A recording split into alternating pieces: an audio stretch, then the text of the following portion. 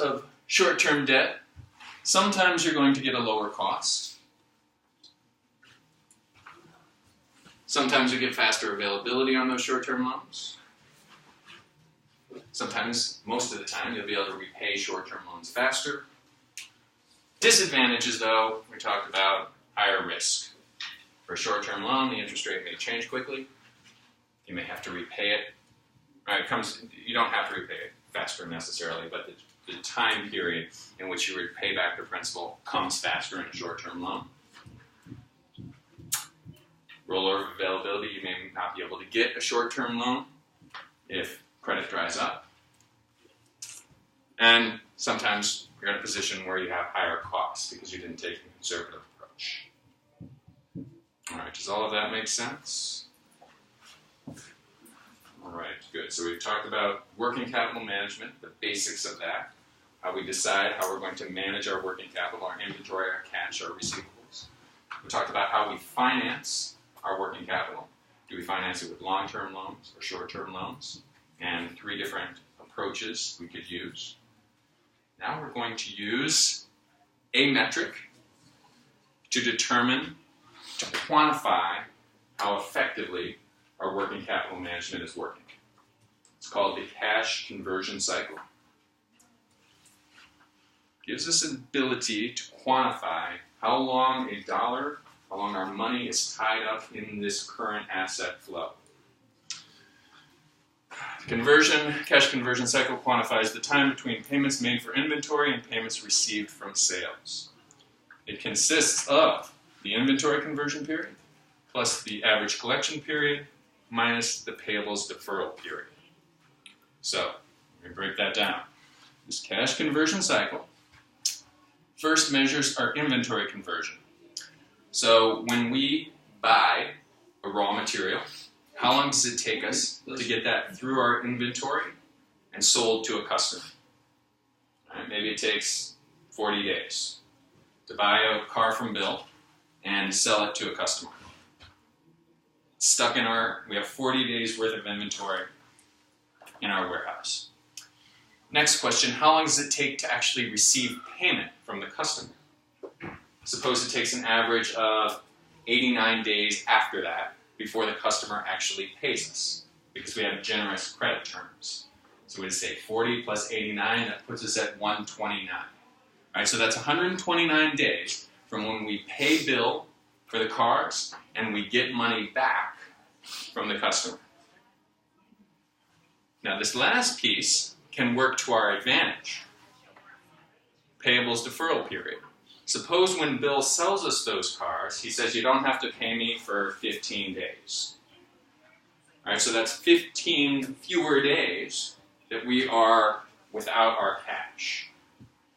So the longer this is, this works to our advantage. And it's a question of how long is our money tied up and what sort of working capital policy do we need based on the congestion that's in there, and how can we adjust it, how can we make it efficient, how can we make it faster. Let's make the cash conversion cycle faster. Why not, right? We don't want to be out cash very long.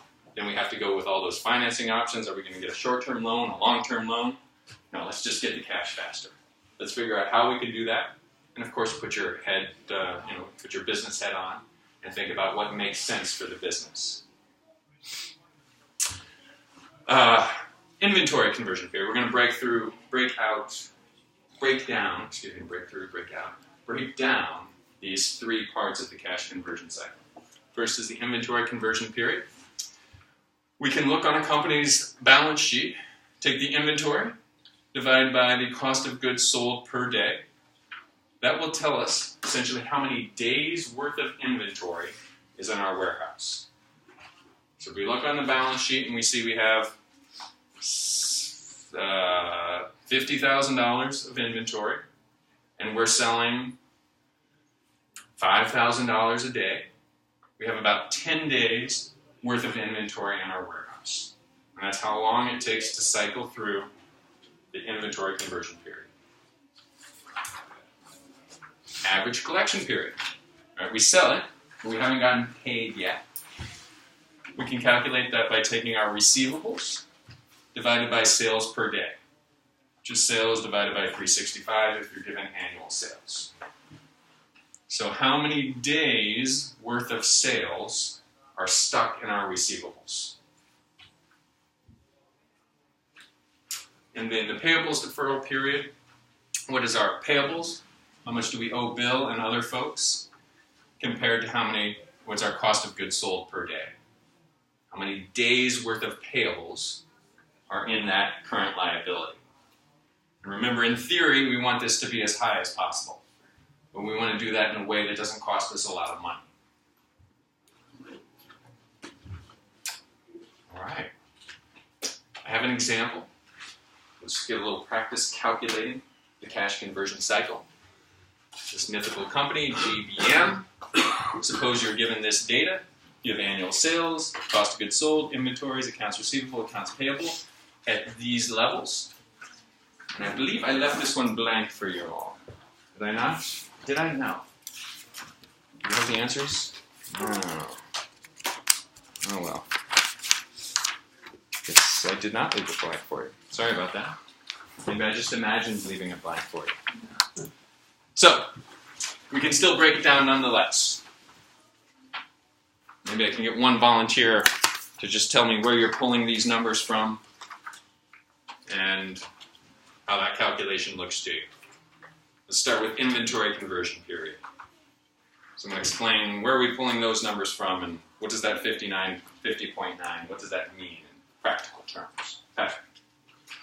You take the 122 cost of goods sold, divide that by 365 days. Okay, and that gives you COGS per day. Let's round it like 0.33. And then we take that 17 comes from the inventory.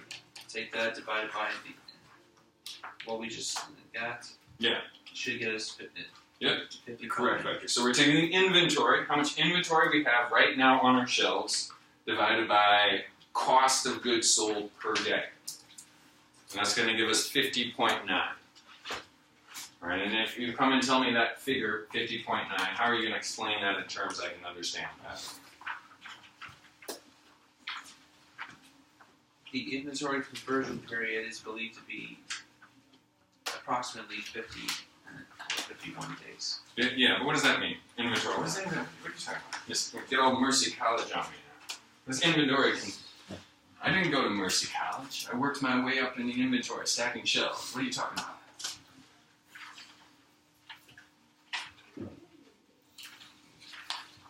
Inventory conversion.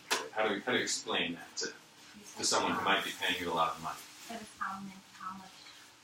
how many days worth of inventory that you have. Yes. How many days you have worth of inventory sitting on your shelves. So if we were to stop buying inventory right now, we would sell for 51 days and then our warehouse would be empty, right? Right. So when you have raw materials, is it the day that you buy the raw materials would it count, or the day you receive the raw materials to count as your inventory conversion? Is it when it's in your hands, I guess? Or? I don't know. I don't know. I was just wondering. I don't know. Yeah. Somewhere in between. I guess when you buy them, maybe? Yeah, when you actually pay. When you actually sign the contract. That's when you start counting. Okay. That's that. Yeah, maybe you could work that out with your supplier. Say, I'm not going to actually start the 10-day discount period until I receive it on my doorstep. Oh, I mean, dealers are paying for cars before they even get them. It's like we'll wholesale on the car. So don't buy it from Bill. But I'm not even the deal. Like the company, like we're sending like 3 truckloads to a dealer, and the cars are still like in Newark, getting off the ship, and you're already paying interest on them, and you might not get them for a week. Yeah, and this might be a point you as the consultant could bring up. Say, hey, it doesn't seem like much. It's like 7 days, but we do this with so many cars every day. This adds up. This is a way we could, make a few extra dollars on interest. All right, next, average collection period. Someone break down those numbers and tell me what that means.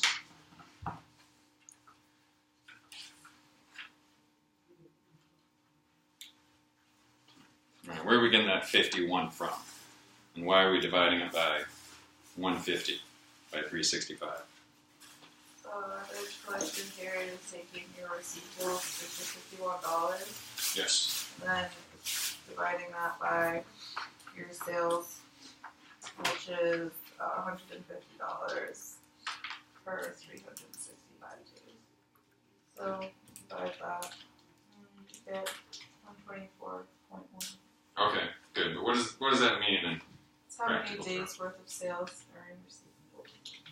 yes, days worth of sales are in receivables. So we could look at it as if we sold for 124 days and we didn't get paid. We haven't seen $1 yet. You could explain it like that. Hopefully it didn't work out exactly like that. Your receivables increased over time and you were getting some cash. That seems like a lot, right? 124 days worth of hard work, sales, still waiting to be collected. On average, it might take, 3 months for me to get paid? Not sure I like that. Maybe I gotta tighten my credit policy. Start calling customers and say, you need to pay now. Not sell to someone who has bad credit. Alright, and the last one, payables deferral period. Someone explain how we got those numbers and what that means.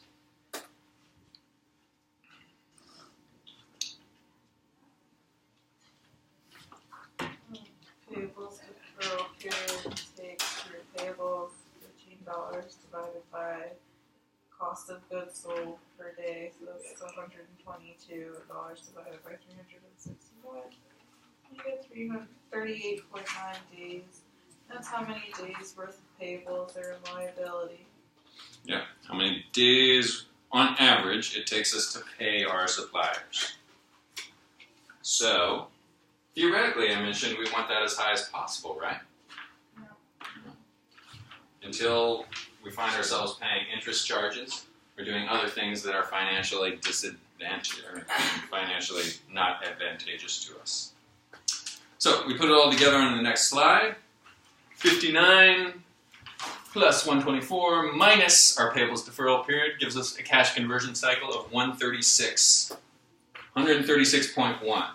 So, from the day we buy that raw material to the day we collect the cash, 136 days. Maybe that's industry standard. Maybe that's lower, maybe that's higher. We don't really have any information. But we want to think, as financial consultants, about decreasing that. How can we make that faster? How can we make that tighter? And there are some advantages to decreasing the cash conversion cycle. Lower interest charges. The less time we are without cash, the less need we might have to go get short-term financing elsewhere. We have to go get short-term financing, we have to pay interest. All right? We have a tighter cash conversion cycle, we don't have to do that. Lower working capital. Okay, so we have a tighter cash conversion cycle, we have a lower working capital, which gives us what ultimately? If we lower our working capital. More what kind of cash? Free cash. More free cash. More free cash flow. All right, so we lower our working capital, we're getting more free cash flow. And we're showing more value. Disadvantages. All right, what are the disadvantages? Can you tell us what's a disadvantage to try to get this cash conversion cycle too low? Possible inventory shortage. I don't want to run out of stuff. You want to be very careful about that.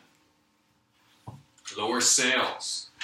I mentioned this idea that our accounts receivable was too high. It was taking us too long, 124 days to collect from customers. So you might want to tighten those credit standards, say you have to pay within 15 days. Well, that could affect our sales. It could lower our sales. Interest paid to suppliers. So I mentioned, theoretically, we want the payables deferral period to be as high as possible.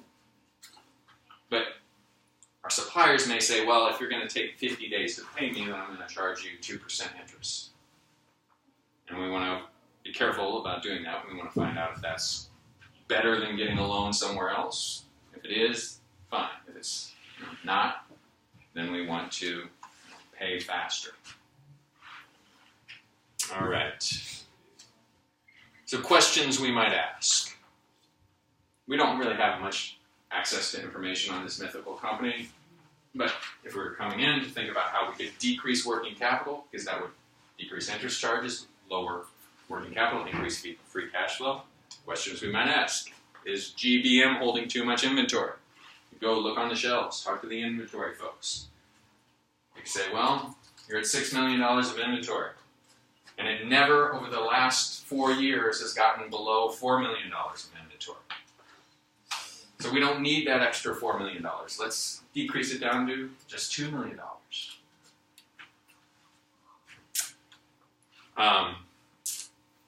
Yes, let's see. Should this company change its credit policy? I mentioned earlier. Should it be selling only to folks with better credit who will pay sooner?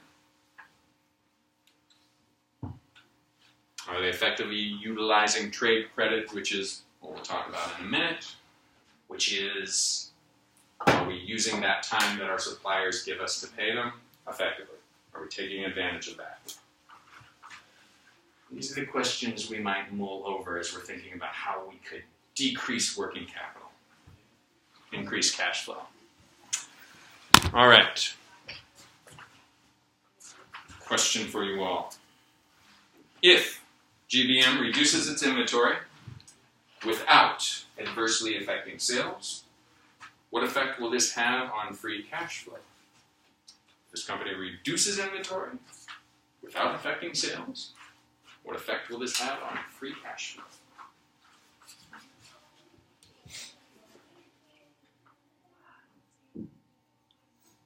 Shorten.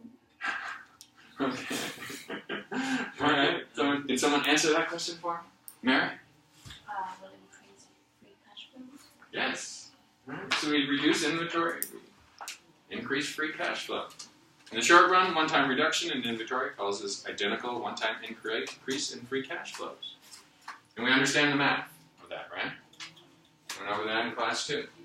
In the long run, if sales grow and inventory processes are maintained, free cash flow will be greater and greater each year.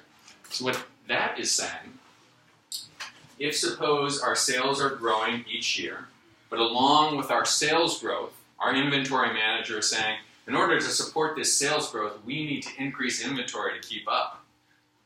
Right? We don't have time to be lean. In that case, your free cash flow is going to be eaten up by the increase in inventory. But if you establish some discipline and say we need to keep inventory at this lower level, and we can do it with just-in-time processing, lean assembly, as sales increase, you will benefit from that. You'll benefit more directly with increased free cash flow. I think there's a story about just-in-time processing with automakers. I studied a little bit in business school. In the 80s, Japanese automakers developed this just-in-time processing. Have you heard of it, though? So they process just-in-time. In the auto manufacturing plant in Japan, they would have their suppliers literally handing them parts as the need becomes for the vehicle. Yes. And then they would ship them as needed. They're not building all these cars to sit there. Yes. So, like, we're building these vehicles, they're sitting in Mexico or in Tennessee or in Japan. Yeah. And Nissan their cash flow is now tied up because we paid for all these materials, and the dealers haven't bought the cars. The customers haven't bought the cars from the dealers, so they're trying to, as the cars come off the assembly line, they're sold. Right. And some manufacturers do that very well, like Range Rover. In that, like, the minute the cars are sold, Subaru, the minute the cars are literally getting off the truck, they're sold, and their inventory is very, very lean because it's very in and out, in and out, in and out, in and out. In the 1980s, Toyota famously had 1 hour worth of inventory. 1 hour worth of inventory. They had the supply line so tight that that's how much they kept on hand. They did not have a big warehouse full of cars or parts to go into their cars. But like when there was the earthquake in Japan, that affected a lot of us because we didn't have the supplies needed, or we didn't have certain supplies. Yeah. So, we manufacture some of our own parts, but airbags we don't. Okay. So we could build cars, but they have no airbags in them. Okay. All right. So it's kind of like the plant has to shut down because you need that. So it's Yes. Okay. So there is some risk involved, and I may be getting parts of this story wrong, but there's a legendary story about when Toyota executives came to the United States in the '80s to visit other American manufacturing plants, and they said, "How much inventory do you keep on hand? How many days worth of inventory?" And the answer was like 7 weeks. And the Toyota executives they couldn't believe that. 7 weeks worth of inventory? And they got confused. Apparently, legend goes that they said the word for weeks, that must mean hours. They must be saying 7 hours. They cannot possibly be saying 7 weeks. But, to Bill's point, a larger amount of extra inventory can be helpful if you need it. If risks, earthquakes happen, etc., etc. Okay. Let's move on. Let's talk about decreasing accounts receivable. So I think we calculated this accounts receivable as 124 some days. All right, that's a long time it takes us on average to collect. So what can we do to decrease that? I've already mentioned some ideas. I've just thrown them out as we've gone, but you tell me, just intuitively, what might you do as the financial consultant saying, what can we do to decrease that accounts receivable from 124 down to like 16? Discounts? Yes, discounts. All right, cash discounts. Tell your customers if you pay cash, we'll give you a discount. So you won't have anything in accounts receivable. What else? I'll go through a couple of ideas here. Cash discounts, credit period. All right, how long are you going to let your customers wait before they pay? If you say you don't have to pay for 90 days or 180 days, you may get a lot of buyers, but then your accounts receivable is going to be longer. So you have to think about that balance. All right, maybe we could decrease our accounts receivable cash conversion metric, but we don't want to hurt sales too much, so think carefully about that. Credit standards. If we only sell to people with good credit, our accounts receivable will probably be lower. We'll collect faster. Credit policy. Are we going to be calling and harassing our customers when they don't pay? Or more likely, are we going to be working with a credit collection agency when debts start to go bad? And we become known as the company that just farms out their bad debts to some really mean company? That could hurt our image. But it could increase the length of time or make it faster when we get paid. Those are 4 things we can do to think about decreasing accounts receivable. So same question with decreasing inventory. What happens, let me read this, if we decrease, let me get the wording here right. If GBM reduces its days sales outstanding without adversely affecting sales, what effect will this have on free cash flow? It increases the cash flow. Yes! Tell me why, Patrick.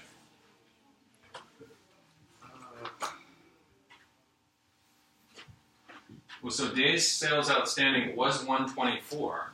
Now it's 90. What does that mean? That's 30 less days? 30 more days?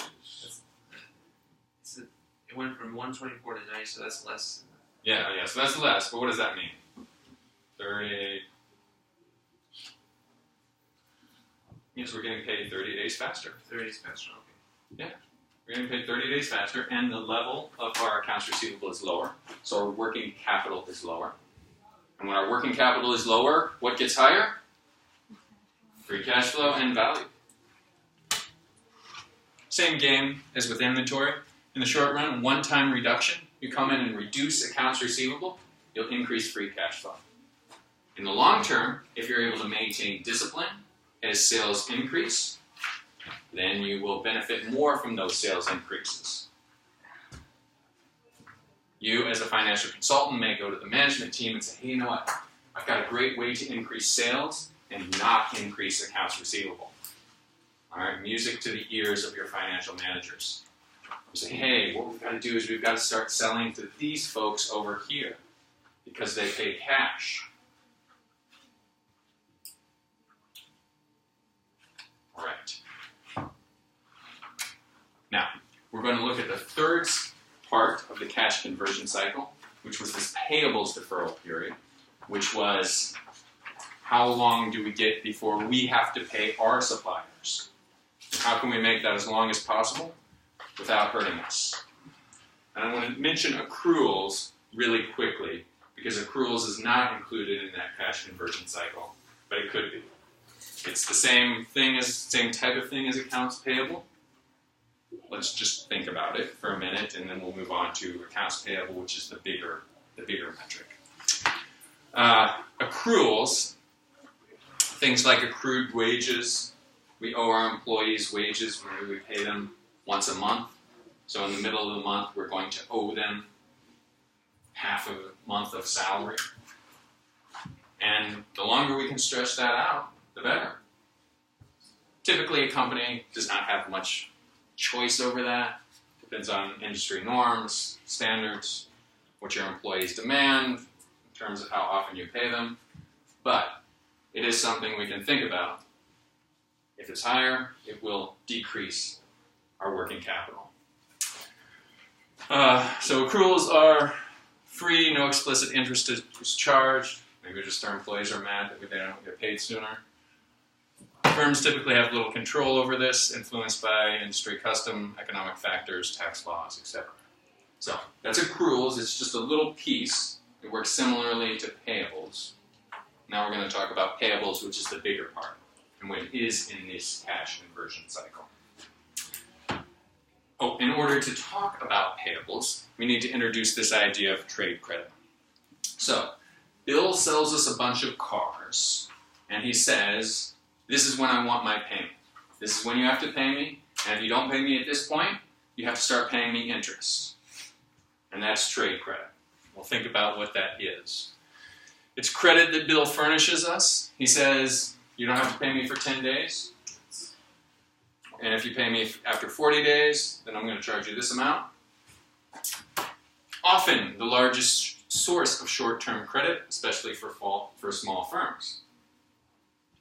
But we need to think, if we're paying interest, is it worth it? Sometimes it's easy to get. When a supplier sells us something, they'll say, oh, you don't have to pay for 90 days. I'll charge you a small interest rate. It's just like you got a little loan for 90 days.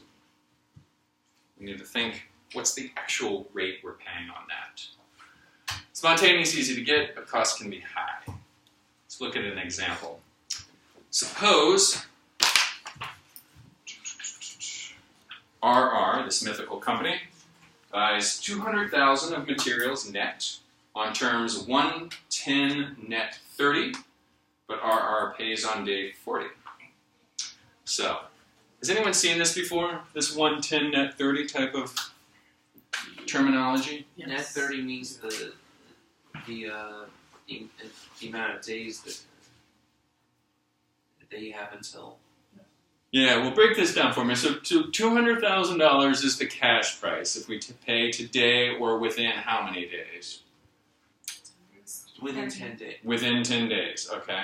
And if we don't pay within 10 days, what happens?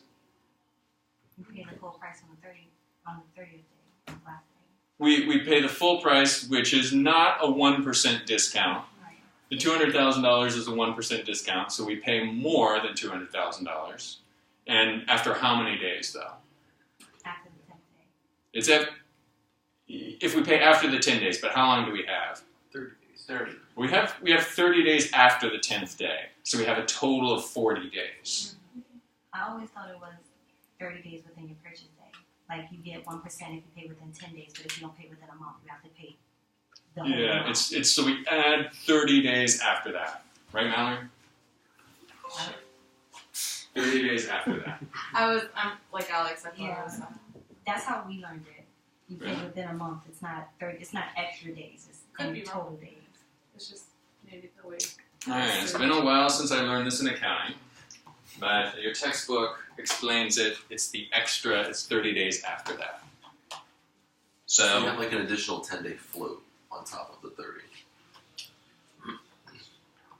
yes, you get 10 days for free, and then you get 30 days at essentially 1% interest. Or 1% interest for that time period. See, and when we learned it, it wasn't interest. It was a discount. So you get a 1% discount on the $200,000. Yes, it could be both. You could think of it as a discount, or you could think about it as interest. So if I'm going to give you a discount, you could say, all right, I'll take advantage of the discount. But if you don't take advantage of the discount, then you could imagine that you're paying interest, right? So the 200,000 already includes discount. Yes. The 200,000, because it says net in this example, the 200,000 includes the discount. All right. So we could buy this today, and we have 10 days to pay 200,000, which is a 1% discount. After that, we have a 30-day period in which we'll pay the full amount, which is going to be the 200,000 plus 1%. Now, so if you were to ask yourself, what sort